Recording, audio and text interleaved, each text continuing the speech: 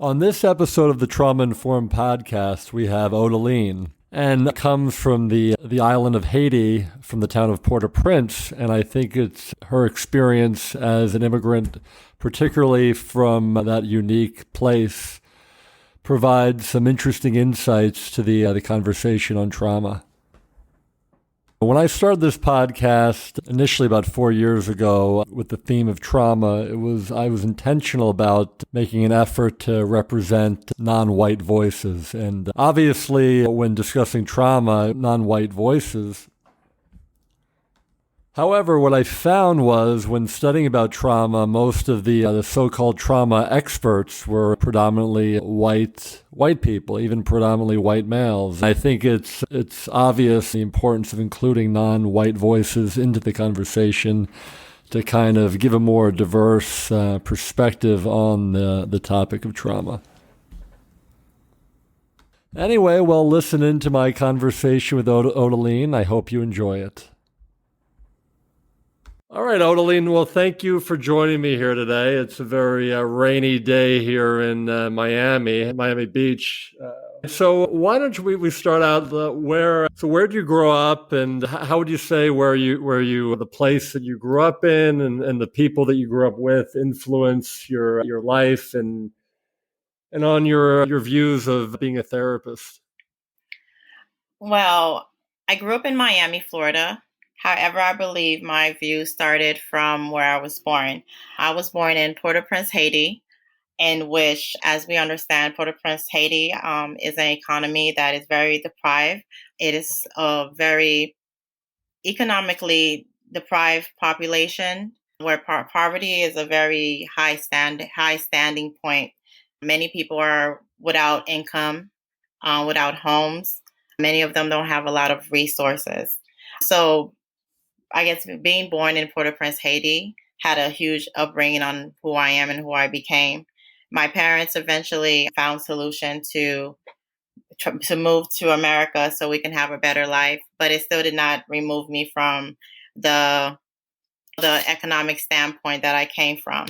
From growing up in Haiti, we didn't have a lot, and we didn't have a lot of resources. And even coming to America, into Miami, Florida, we still had to fend for ourselves and discover new roles on how to adapt to this new culture and this new way of life.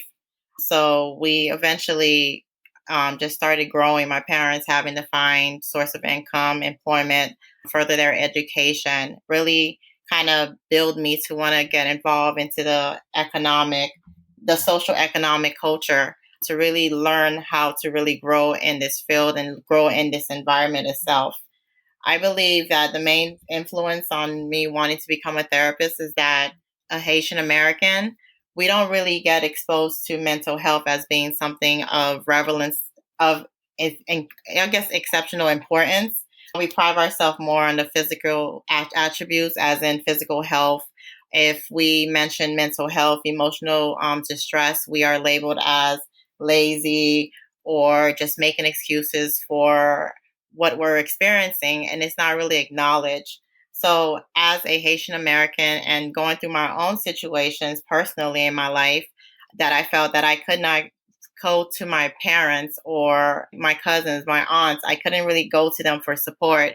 I somewhat had to make my own decisions, and I had to find my own coping skills to manage throughout my circumstances. And I feel that this is a reason why I want to be a therapist that can empower other people like me, especially young youths that don't know what mental health is, that don't understand that standpoint, or who don't have that support. And I want to empower them to understand that mental health is real. I want to educate our population to learn about mental health and how the components of mental health can actually help influence our life and help us grow as a culture. Because as a culture, when we don't take pride in also addressing the emotional disturbances that we go through, we all hurt as a whole. So I believe that where I started from, seeing poverty, seeing how discrimination and justice was played in the Haitian population, it has grounded me to be the voice of the Haitian population, the cultures. And it's not only the Haitian population either. Right. Well, I wanted to ask you one question specifically about the Haitian history. I think from my experience, a lot of the Haitians I've met have a lot of pride and a lot of, yeah, they're just very, I'm trying to think of the word I'm thinking, but they just have a, anyway, the question is how do you think, I know a little bit about the history about how my understanding is the Haitians sort of, they revolted against they were slaves, but they revolted against the French and they were Mhm. somewhat successful. And how do you think that history plays into how Haitians behave in the world? I think you were going definitely in the right direction when you said a form of pride. I can agree. Even as a Haitian American, we do have that sense of pride. And I believe the fact that we were the first to actually receive our independence, which is Right. something that we greatly celebrate the first of the year. January 1st is a huge celebration for us.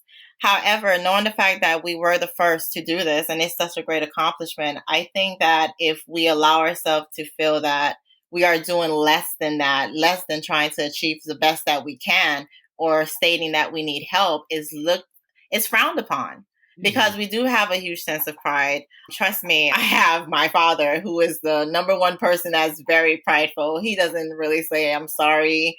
Right. Even saying thank you can be hard sometimes when he feels that, why should I say thank you? Well, you did it. It's very difficult. However, I believe that the pride is what hinders us because as a nation, the fact that we have been prideful not to ask for help from other Right. countries is why I feel that our nation has become what it has become now. A lot of us are without resources. We do need to actually depend on other nations for resources and guidance because if we work as a whole, we can create something better. But if we're only working within ourselves and with our limited resources, we can't really grow, which Right. I feel that a lot of Haitians are not allowing themselves to grow because they only stay within a particular box. If you keep yourself within a very tense box, then that's the box that you're going to expand. There's so much other layers that needs to be unraveled in order for you to really achieve a greater sense of wealth, success, happiness. You have to be able to adapt and be able to be open to more than just but our pride doesn't allow us to do that. And Okay. I want to kind of remove that pride that we have to show everyone it's okay. Look, this person was able to get out of the box. We always want to stick into this orthodox box where this is what it should be and what it shouldn't be. Well, but But I think the pride to a certain extent is a positive thing. I think it just maybe sounds like it needs to be tweaked to a certain degree. That it's needs to be more flexible. yes, I agree. The pride is a good thing because the pride is our empowerment and it's our Right. strength. Because if you're prideful, then you're not going to want to settle for less. You're going to want to settle for Right. more.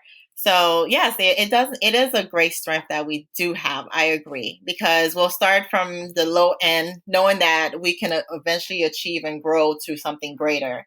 So I pride myself on us being prideful. And yes, we can tweak it. I think we can, but we have to be open to tweak it as well. And we have to able to be open to receiving those changes.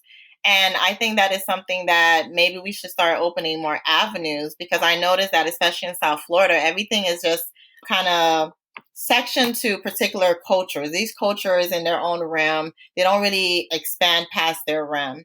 And I think that we need to open the borders more so everyone can be more involved instead of everyone just sticking to Little Havana or sticking to Haiti, North Miami, or this is on Miami Beach. We all need to find a way to collaborate together and grow and remove the pride, removing that, oh, I have to show that my culture is better. I have to show that we're going to achieve more and we need to achieve together. All right. So Well. that All right. Well, so moving towards the your work as a therapist, what type of places have you worked at, and what kind of work are you doing now? Well, I am fairly new in the therapist realm, roughly entering, if we include my internship, I would say roughly 2.5, 3 years experience. And within that field, I had the great experience of working with children as early as the age of 5, adolescents and adults. Throughout my internship, I actually worked directly with the psychologist, and I got another realm of experience where I was able to engage directly with the sessions. So I understood the medication management as well in correlation with therapy. But I believe therapy is a greater form. This is what I've learned through actual, I guess, interactive therapy sessions. And I believe through psychotherapy, you get a greater aspect of treatment. I dealt with a lot of depression, anxiety, and also grief. But through all these experiences, it has helped me grow as a therapist. And currently, I am working as a therapist, providing care, and also as a clinical social worker in the hospital, to which I am dealing with. I'm working with patients that are medically ill, but also needing some form of counseling. Counseling can be dealing with the current medical condition that they're experiencing, or even dealing with families and patients to go through the process of hospice care or end of life. However, we do understand with the COVID-19, it has put somewhat of a hold on clients wanting to pursue treatment, especially self-pay clients. And even in the medical field as well during this COVID, working as per diem status, that also has been a contributing factor. What would you say your ideal client is? My ideal client would be a client wanting to change, not technically knowing how they can change, but a client that has gone through the stages of change, the pre-contemplation stage, and one that is ready to take action. Because even if they're in the contemplation stage, we can still try to assess their needs. But one that is aware, and sometimes they're not going to be aware of what they're going through and what's causing the problem, but one that knows that there is a problem and they want to pursue particular guidance or direction on how to correct them. I've dealt with clients that did not really want to receive therapy. Those were the ones in the juvenile justice system, DJJ clients. Mm-hmm. And amazing enough, they knew that they had to receive it because there was a certain requirement. However, my first approach was always building rapport and trust, in which I would get to know the clients, and then I would assess their economic standing, what's going on in their life, to find out what's really behind the anger, what's behind the substance use, what's behind the problem that has brought them to where they are, where they have been said to need this form of therapy. Right. And from actually building the rapport and trust, amazingly enough, they would open up. So there's no ideal per se of the ideal client that I need. No, I mean like things like you prefer women or adolescents or particular diagnosis or settings. Yeah. Of course. I'm sorry. Yes, I would say I would be comfortable with a woman, of course, because I am a woman myself. And I do want to encourage women empowerment for them to feel that as a woman, no matter how you look, how you feel, what you've been through, that you can overcome. Because that is something that even myself, I felt that I had to overcome and I had to believe. But also in other areas, I'm willing to deal with adults. I'm willing to deal with children because I believe that children is the new wave. It all starts from childhood. As we know, what Erickson believes, psychological belief, is that everything starts from their ability to receive recognition for things that they're doing, right? Inferiority versus superiority. All those things play a huge role in what the child will become. If a child is ignored as a child, if they're ignored as a child, then that affects their self-esteem and their will to pursue greater, levels in life. So I do want to start with children because I definitely admire working with children because they have so much ambition and so much drive, and it's a critical time for them.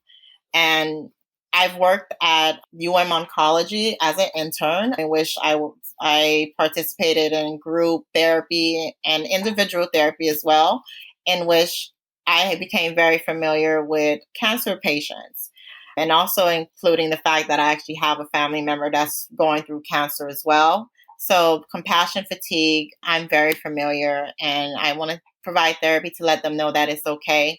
that there's ways to get through it, and it's okay to take time for yourself, and also to allow the individuals going through the stages of suffering to know that there's things that they can do in acceptance of what they're going through, and also just to accept where they are, because sometimes the attitude that you have in the time that you're going through your struggles makes you and really actually create a positive outcome and result of treatment. So those are the avenues that I hope to really, really focus on. All right, great. Well, what about, so you went to Barry for your master's. I remember that when my friend went there, I don't know, well, I imagine they still are. Were they still focused on trauma in the Barry social work program? Yes, definitely. They're still focused greatly on trauma, in which you will receive. Well, we receive our trauma informed certification towards the end of the semesters, as which I feel definitely was a great standpoint to really growing into the therapist field, because trauma plays a huge role in our lives. Yeah, and what were some of your takeaways from that? What I took away from trauma is something that affects us internally. It mainly damages our mind, where we can even experience psychological and physical damages. As we know that with trauma, there's various types of trauma, and traumas can vary between abuse, broken relationships, violence, even illnesses and sudden deaths, which it has shown, considering this current pandemic, that sudden death is at an uprise. There is a numerous amount of people that are dying, and it closely relates to the previous crisis that we experienced in 2009 with the H1N1, where there was millions who died. I believe that through this crisis right now, it's creating a huge trauma for many individuals. It's already been reported that, and I researched this, that 60% of the U.S. population will experience some form of trauma. And upon this current crisis, I believe a greater level of them are experiencing this aspect of trauma. It seems that the whole population as of right now is experiencing this, rather indirectly or directly. Well, I think one of the challenging things about this particular crisis regarding trauma is that, like, having be able to connect with loved ones or friends, and that human interpersonal connection is really kind of, I think, an antidote for some of the ill effects of trauma. And because we have to social distance, and I feel that makes it a little bit difficult to really it's kind of it's like counter to making ourselves feel better dealing with this type of stress. But there's obviously the Zoom calls and the FaceTimes, but it's really not the same as meeting in person. So I'm wondering your thoughts on that. Yes, I definitely agree. I believe that this pandemic has really created a sense of new normal, because nothing is the same, because now we are faced to believe that we have to step outside with face masks. We have to have 6 feet distance just for us to protect ourselves. Not only are we wearing the mask, we're protecting ourselves and we're protecting other people. And that is definitely a huge change. I believe that in order to really overcome this change, is that it does take resiliency. It does take people coming together and providing support. I believe that with people receiving resources, or even having loved ones saying it's okay, or provide, or even therapy, because a lot of them are also running to therapy stating that they don't know how to cope with this, because a lot of people don't know how to deal with trauma. And that's another thing why trauma is so impactful. Trauma is something that many people don't know how to actually resolve and fix. And it can cause a continuous re-exposure if we don't find a way to cope when traumatic experiences happen. So what I believe is that with resiliency, what we can do as a whole is come together and provide support.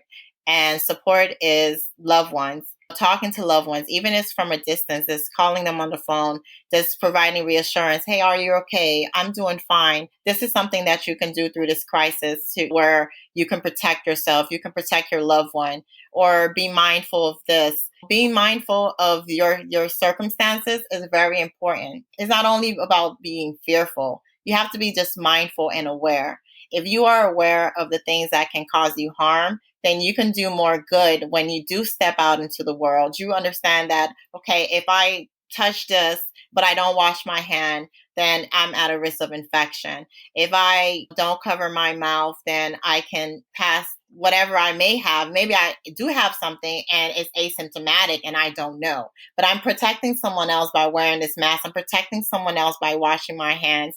And this is something that is called, we build, is a sense of awareness that we build for ourselves and others, which I believe it can go a long way. And other little solutions that we have now is, I feel that through this pandemic, although we are although it has changed and we're not stepping out, we have noticed a huge need for us to practice better health. Many people are actually walking now, walking more. It's always been said, walk, exercise, take care of yourself interiorly and exteriorly. But no one does that. But we have noticed the people that are being impacted by this trauma are those that are not doing the things that are necessary. Walking are the ones that are not in good health. The older population, the ones that are predisposed to other health conditions. So this is making us more aware, not psychologically and mentally, but physically. Physically, we are seeing people that doing a lot more, exercising, doing mindful exercises, yoga, guided imagery. So I think that's one of the nice things about this positive, I guess, side effects of this pandemic is that since the gyms haven't been open, I'm seeing people everybody's outside exercising all the time, which is nice. Yes, it's definitely nice. The gym's not open, and definitely getting out is a positive way. But you have to do it in a very safe manner as well. You still want to practice the distance. You still want to wear your mask. But we do see a lot of time that not everyone is displaying these positive attributes or finding a positive coping mechanism through this crisis. A lot of people are still dealing with very maladaptive, self-destructive patterns. And we've seen reports of people who are indulging in unsafe practices, rather is drug abuse, alcohol abuse, maybe emotional detachment where they feel that, I right now everything is a ruin, I have no control, so they're detached, they're now more closed off than they ever been. We hear of clients, no, I just stayed in my room, I just didn't want to deal with anything, I don't know what's out there, I think I will just stay to myself. So now they're becoming more comfortable with being just content to themselves and not willing to engage. That sense of engagement, we're losing that. And I think that's something that we have to hold on to, as well as hold on to our morals and the things that make us a better person. So drowning ourselves into maladaptive behaviors, isolations, even anger management, substance abuse, drug abuse, these are things that are not helping us. There are things that are helping us, but there's things that's also, very detrimental if we allow this to be prolonged. And then this too can become another crisis, another trauma. It's greater responsibilities have to be put upon the therapists, the healthcare workers to control this particular maladaptive behavior, because we know it can lead to not only physical but also psychological damage. All right. So if you could invite any two people over for dinner, alive or dead, who would they be and why? Two people alive or dead. I would choose Michelle Obama. As stated, I've always stand on women empowerment. So I would choose Michelle Obama because she was the first lady. She was the first Black woman to establish us a great leading role. And not only did she just establish a leading role, she established a platform for women, and which she's providing education to young women through education, empowerment through education for young women. I know she built Girls Opportunity Alliance Corporation that is founded on encouraging young women to believe in themselves, believe in their goals, know that they can do all things. And I think that's a great attribute of a leader. Also, another person I would say is Oprah Winfrey, because I feel that she has built herself from something in which she's created something from nothing, in which she always believed in herself, and everything that she did was upon her own struggles. Well, And she's also, if I remember correctly, a rape survivor. yes, So. yes, correct. So she's been through her own trauma as well, and she did not allow her trauma to defeat her or label her as the woman that was raped, the woman that this happened to. Because some of us become so conditioned that this is what we label ourselves, and we make excuses for not going beyond because we are what we what was done to us. Right? We use the label, I was raped, I was hurt, so why should I try? But she did not allow that to confine her. She allowed what she'd been through to motivate her to reach more heights. And that's what I I really admire about her. And even in that, she also continued to encourage other people to pursue their dreams. I know that and one spiritual mentor, which is Ayana Van Sant, she brought her in. She believed in her dreams and excelled her. And also Dr. Phil. These two individuals have had careers that really flourished because someone believed in them, believed in their voice. And that's her movement. Her movement is to move people with words. Through words, she has continued to. I believe these two individuals, both Michelle Obama and Oprah, are continuously moving people through words, letting them know that their words matter. What they say makes a difference, and it can also impact someone for the better to encourage them to do more with their life, as as both of them have. So definitely, if I can sit at a table right now and have, I don't know, it doesn't matter what's on the table. Just the presence of these two wonderful women Right. will be enough satisfaction. Okay, and what would you say that comes to mind? What would you say is one of your favorite purchase this year of $100 or less? Now that question is hard because this year I really haven't put much focus into myself. And I haven't really made any purchases, especially What considering about last year? The last last one you year. can remember. Last year, the only thing I can think of is that I Or of all time, although just like the memorable purchases that you can think of that are $100 or less.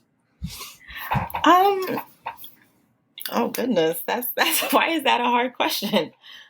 About other people, you're not the only one. I've had most of the people I've asked the question do have a hard time with it. It's just, I'm sure they just have a hard time remembering what they would be, but I'm sure you have some. But. I really do have a hard time, but what I can say that what I gave was not, even though this is not the answer that you want, is not what I purchased, but what I gave. I feel that this year I've given a lot of time. I've transitioned to being there. I became a caregiver. I became someone that was present to Who are someone's you difficulties. a caregiver for? My father, he was diagnosed with cancer last year. Wow. And so I haven't really put a lot of focus into myself, which is something that I can tell everyone that it is important to do so. You sometimes have to take time for yourself and do something for you, because even while you're caring for someone else, you still matter. And I definitely encourage anyone, especially someone that's experiencing compassion fatigue, is to also be compassionate for yourself. Self-compassion is something that's extremely important. But even though I didn't buy anything significant, I feel the time that I gave, that time is priceless. And how's your father doing? He's doing fine. He's still going through treatments, just hanging in there. It is a long process, but we're continuing to follow up with testing that's needed for him throughout that time, keeping him positive. I think that I'm definitely working as a therapist with him, because this process is very discouraging because we don't know where it may go. A lot of things have changed. He used to be, like we said, prideful, Haitian American. He's prideful on working. Well, speaking of that, just more specific, I've also heard from other clients or other colleagues about the sort of archetype of the Haitian father. Would you say your father fits that kind of? Is he? Yes, he does. I think he should be the figure for this prideful Haitian American. He's always, and it's something that we admire. He always worked hard to provide for his family. He always believed I work so hard so I can provide for you. And even in this stage where we're like, relax, it's okay, we're taking care of you. He's like, no, I want to go to work. I want to provide for everyone. I'm like, relax. Sometimes they don't understand it. But it's sometimes we have to let them know that, yes, you're prideful, you want to work hard, but sometimes we have to be there for them as well and allow them to just sit back and sit back and kick their feet sometimes. But Right. it's hard. And so you mentioned running earlier. Do you have any? What are your other? Is that one of your favorite kind of self-care type activities? Any other stuff that you like to do in particular? Yes, I definitely love running. I try to find different places to go with different scenery. I love scenery. But other things I enjoy is art. I used to win awards in art when I was younger. Wow. I haven't really involved myself in art as much, but one of the things I want to get into is painting. So I want to take some art classes in the future and also yoga. I know practicing mindfulness is definitely a great skill, but I believe if I can actually really channel my inner self and become one with who I am and not allow everything around me to block my thoughts, that I can really become not only a better person and more insightful, that I can also help my clients. So that's something that I definitely would like to get into, is definitely yoga and a greater level of mindfulness. What type of art have you done in the past? I can do portraits. It was weird. It started when I was young, and we would watch some long films in class, and then I would be the person like doing portraits of someone during the video. I mean, I paid attention still, but I definitely enjoy doing portraits. Portraits kind of get a reflection of the person and who they are, and sometimes you see their feelings in their impression, their eyes. I mean, I'm not exceptional, but I like to do portraits, and I like to do scenic portraits as well. I sometimes just go somewhere, I find something that's very intriguing or that catch my eye, and then I'll try to draw the image, rather as an outside image, rather as just, I don't know, it could be like a few vase that's put together in a weird abstract way, and I just want to, recreate it in my image. So definitely art. I love art, and I don't know, I like scenic views as an escape. Both of those are just a great escape for me. All right, cool. So yeah, we're getting about sort of pressed for time here. Any final thoughts that you have? Well, my final thoughts is that I just want to say thank you for allowing me with this experience. What you're doing is exceptional, allowing other individuals to speak their views, for you to actually not only speak their views and speak on the topics, you also take the time to get to know them as a person. And I think that's commendable, because you allow them to kind of find their comfort and also find their voice. And as stated, I believe that voice is the number one attribute that a lot of us actually hide. We don't allow it to be shown and really lift it. And I think through what you're doing, you're definitely allowing a lot of individuals to find their voice. And I definitely commend you. And it's absolutely awesome. And I thank you.